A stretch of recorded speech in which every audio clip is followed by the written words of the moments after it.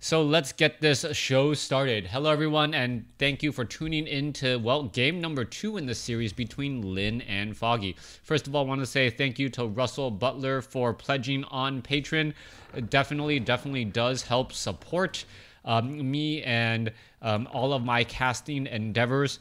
And well, some people were asking me, hey, why don't you dual cast, Dport Gaming and some of the other guys out there, if they can do it, you can do it. And you know what? I probably can. I probably can do it. I just don't have the energy to actually put forth and try and do a dual cast unless someone approaches me and makes it very, very convenient.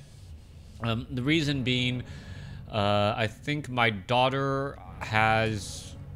I'm a family guy. I mean, I am in my late 30s. So I am a family guy. My oldest daughter has about 4 hours of therapy a week, 3 to 4 hours.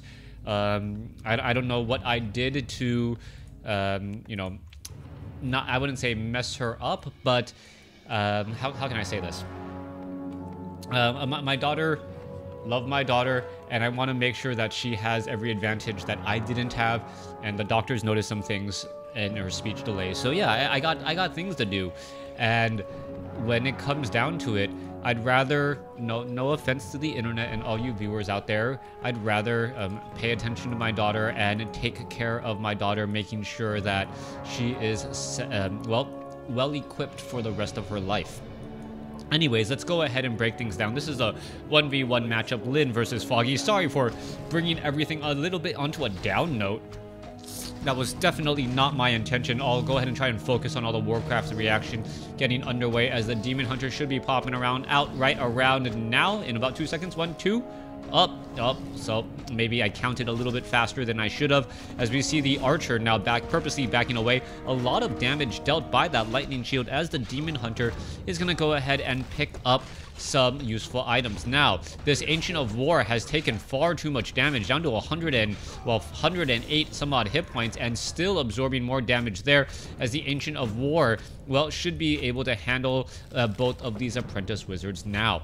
Meanwhile, back on the north side, you do see that the Blade Master has picked up an item, Gloves of Haste, used that healing salve, and is attempting to get away. The Demon Hunter should be able to come by there, and if he's able to spot that Blade Master, is he gonna mana burn? No mana burn possible, as the Windwalk does go down first. So far, so good here, as the Demon Hunter gonna be trying to put forth some pressure, going after this peon here. Is it able to slip through? Yes, it will, but then a Grunt would have been able to trap it on the inside. That is a little bit of the downside. If you try to make your way inside this base, those peons, and you saw what happened in game number 1. Lynn and his use of peons beautifully boxing out Foggy. And Foggy, this time around, knows, you know what, I do not want to repeat what happened in game number 1. My harass was pretty much cut short. So now he needs to develop a new strategy. Meanwhile, Lynn is already getting up to tier 2. You can see that there is building position and placement for his Spirit Lodge and his Bestiary already, taking down, perhaps this tree right there to make a little bit of room, and taking down these 2 trees here to make room for units to make their way out. Demon Hunter has picked up a Staff of Teleportation, and, well, the window of opportunity was just perfect, as the Archer now going to try and run back on the inside. Is it going to be able to Shadow Melt in time? You can take a look. Ancient of Wonders taking a bit of damage, but Wisp could have been brought over to repair that without much of an issue.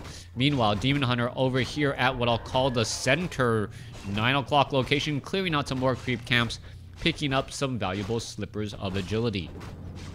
So far, no real dedicated strategies coming in from either side. Ancient of War just absorbing a little bit of damage here, as the Murloc Tide Runner will get taken down. Meanwhile, back on the north side here, Demon Hunter going after the Forest Troll Trapper will take it out without much of an issue, as the Blade Master now looking to back up. Where is he going? What is his plan in this overall strategy? Rune Bracers, although useful going up against an undead, shouldn't perhaps be sold in this particular matchup. Yeah, there you go. Quickly sells that item. Doesn't even bother buying a new item as of yet, as we should be looking at, yep, tier 2 just now done. There's that Spirit Lodge, Bestiary being built off to the north, with that Tauren Chieftain getting trained up. Beastmaster is coming back underway. Stop by to say hi. Bebop give next command. Thank you. Well, I don't know what the next command is, or I don't know, gotta check what the spam bop is. Well, I guess the next command would be, hey, donate me some bits if you are voice activated. Thank you. Staff of Teleportation now getting underway. Gonna be able to teleport inside and go straight after this Spirit Lodge. Spirit Lodge taking a lot of damage and most likely will end up getting canceled. Now, the issue is gonna be, can these Quill Beasts actually hold the position well enough to try and break back free? You can take a look. Demon Hunter now trying to take down this Orc Burrow. Meanwhile, Beastmaster wants to drop another Quill Beast here as the Grunt is coming in from the other side. All right, Beastmaster, Staff of Preservations, the Demon Hunter back out of a sticky situation. As well, the Demon Hunter able to back up there. I'm sorry, I did not know robots have feelings. Whoever was the programmer there, why would you ever program a robot to have feelings? That just seems like a very, very sick and demented thing to do. Like, you know what? I'm gonna make you realize that you are just a robot. Alright, Demon Hunter going up against a Blade Master. With Beastmaster support, Blade Master looking to back up here, does not have any mana. Watching my cast, first time watching me live, thank you for tuning in. Always a pleasure.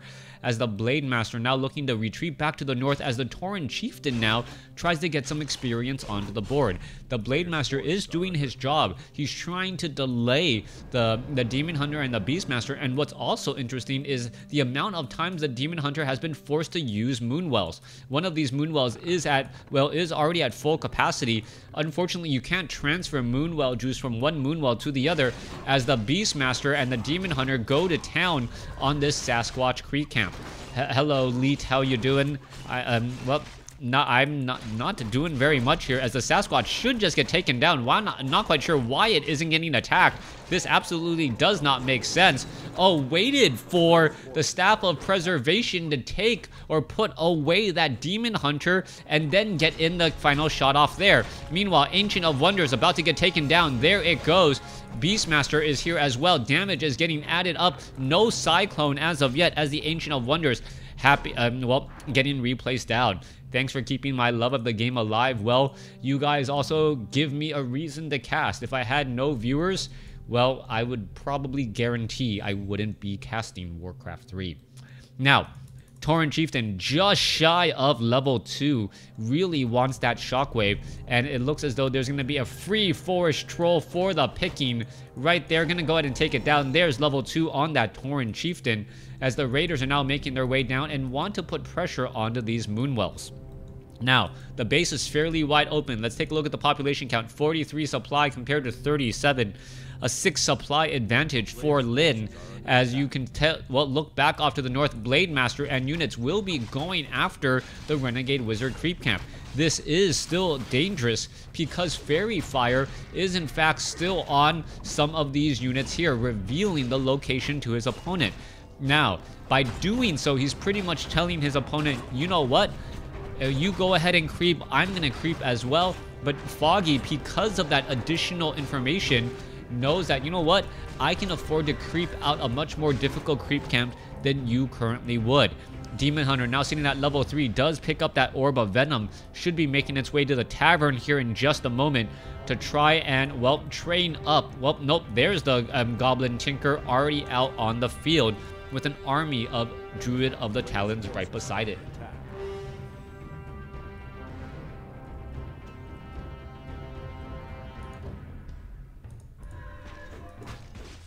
Tauren Chieftain sitting at level 2, getting very, very close to level 3. Shockwave could become incredibly important, as we said once more. Tauren Chieftain at level 3 can deal tremendous amounts of damage, as we're looking at, well, Sasquatch going to get taken down here, and we'll give level 3 to that Tauren Chieftain finally. What's your drinking vessel? A skull? I'm not drinking from a skull. I'm drinking from a bottle. Lee Chat, thank you for the follow. As we're looking at the Forest Troll, Berserker, Blade Master now making their way back off to the north. Now, Druids of the Talon with a lot of mana are very deadly, but what you're going to see is that the Spirit Walkers also are going to have a fair bit of mana as well. We see 2 Spirit Walkers, though, with the third one being trained, and we are already looking at Lyn getting up to 55 over 60 supply. Now, Murloc, Tide Runners, and all of these units here, they're going to quickly get taken down. There they go. Blade Master and Tauren Chieftain should be able to finish off this unit incredibly quickly. As you can take a look, that Murloc Nightcrawler trying to spread around all of that poison, but will quickly get taken down. Beastmaster finally at 3. Ancient, oh no, Tome of Strength +2. That is an additional 50 hit points, and that is just going to be left on the table. Not quite sure why you would ever do that, short of just forgetting to read your books. They need to go back to elementary school. Thank you, Flauberb. I already thought you were following, but once again, thank you for the follow once more. As we take a look, Tauren Chieftain on the north side, sitting at level 3 alongside that Blade Master, going up against a 3-3-1. Druid of the Talon trying to focus down an Orc Burrow. Meanwhile, you can see Blade Master already running on the side here. Shockwave does come across, and the Demon Hunter's trying to get in position to try and get a mana burn off. However, there's the mana burn right there as the Tauren Chieftain is now out of mana. There's another Cyclone once more. Peons absorbing much of that damage. As you can see, Spirit Link making it difficult to focus down any particular unit. Meanwhile, the Tauren Chieftain is still up in the air, unable to do very much. Raiders are just, well, running on in here, dealing terrible damage across multiple units, as we are looking at the Sentry Ward keeping track of which units are in fact illusions. Tauren Chieftain still in a dangerous spot, unable to, well, bring forth the pain and the damage, as you guys all know very well, as the Blade Master is still being picked up once again. Lee Chat, yeah, I do some... How did you not know that I went live? I've been going live for quite some time now. Anyways, Ancient of War coming across here. You can see Speed Scroll now being used, as the Ancient of War will get taken down a long way from home, as he, well, gets absolutely demolished. 58 supply compared to 42. Lyn is still in a very big lead once more, as the Tauren Chieftain, well, looking to regroup, knowing that he can cut his losses and his opponent doesn't really want to chase. Alright, Demon Hunter, Staff of Preservation, a Beastmaster all the way back home, needs to get a lot of mana, and didn't pick up a Moonstone, as well we already are at Nightfall. Goblin Tinker, Demon Hunter now making its rounds again, and you can take a look, Foggy didn't do that much damage. Didn't do that much damage, as we're taking a look. Demon Hunter and, well, the Goblin Tinker right there. What's going to be happening next, as the Demon Hunter needs to retreat all the way back? Cyclone picking up a unit, but not going to be able to survive for very long, as the units are now in massive retreat once more. Demon Hunter looking to, well, close in on some of that distance, but has not been able to. There's another Fairy Fire, as the Raider is going to be backing off again. There's a Hawk. Blade Master is revealed. Quill Beast now coming across, as the Potion of Lesser Invulnerability is used right there. All right, Ensnare onto the Beastmaster. Beastmaster could be in a little bit of trouble. Spirit Walkers are getting taken down. Beastmaster fighting next to 2 Moonwells and having a Potion of Healing. Well, this fight's actually going to go very much in favor for him, but now we see the Speed Scroll being used as well. Grunt could get taken down extremely quickly, even with Spirit Link. The amount of damage being dealt through the roof with that Fairy Fire negative armor. I still do take Prime subscriptions. If you subscribe, then it does definitely support me as well. Even though I am just a Twitch affiliate, I am not yet quite at partner. And, well, I really don't think I can put forth the effort and energy to hit Twitch partner. Anyways, back across over here, Fairy Dragons now looking to chase down more of these units. The Wisp doing a good job, doing a lot of pathing on across all of these units here. Maybe the Spirit Walker should be the main target of all of that damage, since it is unarmored and would take an additional 22% damage because of that Fairy Fire. Foggy still 10 supply down overall. Staff of Teleportation, Beastmaster going to rejoin in on the battle as the Demon Hunter makes its way across the map. Couple of Spirit Sentry Wards as well. Peons, well, trying to give chase. Not quite sure what to make of this, as the Druid of the Talon still has enough mana for a Cyclone. You can take a look. What that is revealing everything right there, as the Demon Hunter gonna come across and just finish off an Orc Burrow. Pocket Factory now and ready to bring forth the pain. Those Clockwork Goblins gonna go ahead and destroy this Voodoo Lounge if at all possible. Meanwhile, Fairy Dragon with Mana Flare ready to go just in case any sort of disenchants do in fact happen. There's a Shockwave hitting a handful of units once more as the Voodoo Lounge is still taking a lot of damage. Perhaps the Voodoo Lounge should be going after those peons in the back, even exploding on death, as those Clockwork Goblins right now unable to go anywhere. Lin in trouble, even though he is up 10 supply. Is he going to be able to fend off this attack right here, right now? Raiders here ready to go. Grunts, Spirit Walkers now making their way out. Fairy Dragon gonna get ensnared and taken out. Even the additional plus 12 armor not going to be enough. Goblin Tinker currently, well, he was currently ensnared, but he has broken free once more. 50 supply compared to 60, so the economic advantage is Foggy, and Lin has not really been able to push the supply advantage. He's still only 10 supply ahead of his opponent, but he is actually mining 30% less gold, so that does have a very, very big impact overall. There's a Cyclone again.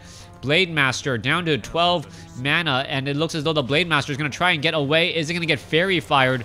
No Fairy Fire. Not quite sure why you wouldn't, as the Hawk is still overhead. Are we going to see Fairy Fire now? No, Cyclone up again.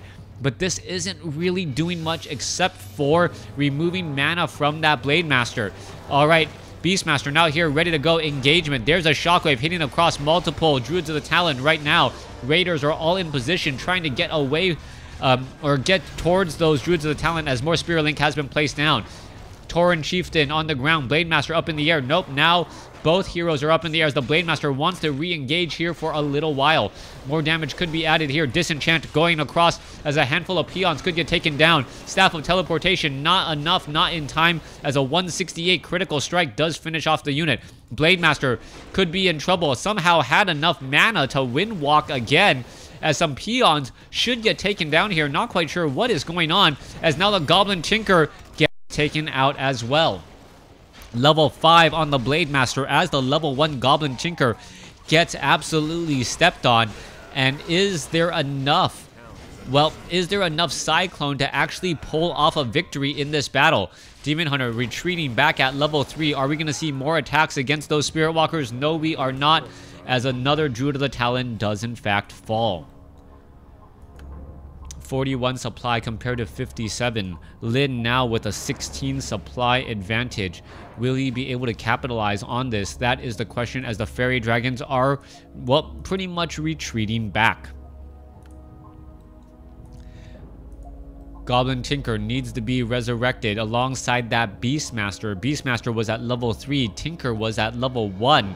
As the Demon Hunter, well, is going to just be retreating again. Once this Tauren Chieftain gets to level 5, which he will after this creep camp, he's going to be in a prime position. Finishing off these two last creeps. Thank you for the subscribe. Farske, thank you for the subscription, as we now see the Clarity Potion being used by that Tauren Chieftain to get some big shockwaves down. Tauren Chieftain lining himself up. You can take a look. A 5 or a 966 creep camp could get cleared up here in just a moment. Healing is rather difficult, as we're taking a look at the Rock Golem now making its way over. Let's take a look. Spirit Walkers unable to do anything except for cast Spirit Link. There's an ensnare onto the Rock Golem, as we should be looking at another ensnare. Units need to get in front of it to try and prevent this Rock Golem from being able to get away. There goes another ensnare again, and Lin just really capitalizing across all of, well, the AI, making sure to pull it up to maximum distance and never allow that Granite Golem to attack. That's one of the strongest benefits of Ensnare, being able to abuse that AI, as the AI just stands there and says, why is there a net on me? And doesn't even bother to attack back.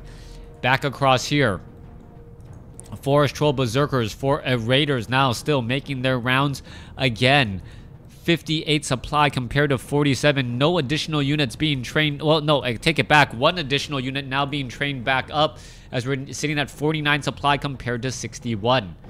So far, no one has... well, Lin does have the definitive advantage with 2 level 5 heroes and a 10 supply advantage as well. But is he really going to be able to capitalize on it? Meanwhile, the Beastmaster and the Demon Hunter, once they get to level 4 and the Tinker gets to level 2, which isn't too far away, assuming that they can actually target some units down, that may start to neutralize or mitigate some of that 5-5 action coming across from the Blade Master and Tauren Chieftain. Red-blue, can I do that? Nope. Only way I can do red-blue is if I actually choose one of the players. Yeah, only if I choose one of the players, and then I lose out on the vision of the other without turning off Fog of War, then I can't easily tell which creep camps have been cleared out. So my apologies, cannot get to red-blue. Meanwhile, Blade Master now heading over back across here, heading back off to the north. Where is that unit going to be going next? I do not know. As that Blade Master is sitting at level 5, even with Fairy Fire, with a very respectable amount of armor. 27% damage reduction. Meanwhile, Beastmaster, Fairy Dragon, Hawk now still rolling around every which way as the Raiders are going to be coming in from the north. What's happening here? Ensnare onto the Demon Hunter. Raider now just picked up into the air. 61 supply compared to 50. But still no engagement. It looks like Foggy just doesn't want to engage until he is absolutely sure he has to, and even then, he doesn't want to do it. Meanwhile, Lin has already set up an expansion of his own, and that expansion just now completed, what? Yeah, 1 minute ago, as the Blade Master, well, was revealed and then pushed back again. Demon Hunter, Beastmaster, Goblin Tinker, all lining up. 64 supply compared to 50. Is there enough here to actually come out with the victory as the Blade Master now makes its way in from the north? Hawk, let's reveal it. No mana burn, though. Nope, take it back. Mana burn finally being placed down as that Beast, or the Blade Master, now just simply retreats and says, you know what? I now know I have the economic advantage. I'm getting actually 40% more than you are, as opposed to 30% less. So he is just currently happy with the way things are going. Main gold mines, however, have been mined out, so that's actually 100% more. His opponent is not mining anything at all as Foggy uproots this Tree of Eternity and gonna try and start, well, mining at this gold mine. This idea gonna fall short critically as the Tree of Life is now gone. Beastmaster now on its way out, trying to lead the charge. Goblin Peons, Tauren Chieftain says, you know what? I can let you starve to death, knowing that you do not have the infrastructure to try and build anything as of yet, giving me the superior economy. Tauren Chieftain sitting at level 5. If it gets mana burn, should still have enough mana in the tank for a follow-up Shockwave. Where is that Tauren Chieftain? There it is. Shockwave comes across. It looked as though there was a big critical strike right there as the Tauren Chieftain and the Blade Masters, well, still in a little bit of trouble. Tauren Chieftain now purposely looking to back off here. Perhaps he's trying to time this potion of mana here. As you can take a look, all of those Druids of the Talon do not want to stand amongst another Shockwave. Let's take a look back across here. Units are getting dealt incredibly high amounts of damage as the Tauren Chieftain getting picked back up and dropped back down. There's a mana burn again. There's a use and a beautiful Shockwave, only to see it counteracted by another Scroll of Healing. Foggy, things are going to fall apart here very quickly. There goes one Druid of the Talon. There goes another. And that is going to be the game. Lin taking game number 2. Thanks for watching. Thanks for listening. Hope you guys enjoyed it.